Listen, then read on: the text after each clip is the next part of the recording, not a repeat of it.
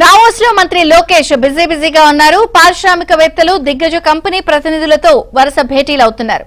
ఏపీలో పెట్టుబడులు పెట్టాలని కోరారు. Hitachi India MD Bharat Kaushal తో భేటీ అయ్యారు. వేస్ట్ టు ఎనర్జీ ప్లాంట్ల నిర్మాణాన్ని వేగవంతం చేయాలని కోరారు. హెచ్వీడీసీ సాంకేతికత అమలులో సహకారం అందించాలని లోకేష్ కోరారు.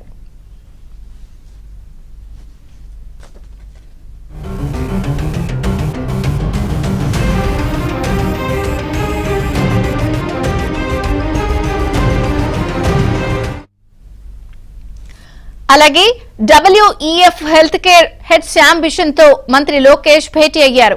ఏపీలో మెడిసిన్ ఫ్రమ్ ద స్కై సేవలను ప్రారంభించాలని కోరారు.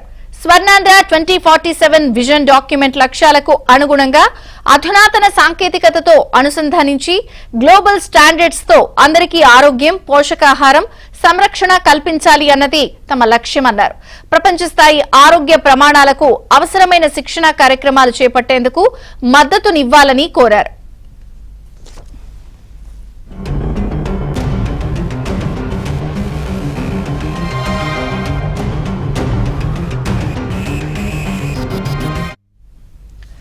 ఇక ఇవాళ మూడో రోజు పర్యటనలో భాగంగా వివిధ రంగాల పారిశ్రామికవేత్తలతో సీఎం చంద్రబాబు సమావేశం కానున్నారు. Bill Gates, World Economic Forum ప్రతినిధులతోనూ భేటీ కానున్నారు. గ్రీన్ కోతో ఎంఓయూ కుదుర్చుకోనున్నారు. ఏపీలో పెట్టుబడులకు ఉన్న అవకాశాలను వివరించనున్నారు సీఎం చంద్రబాబు.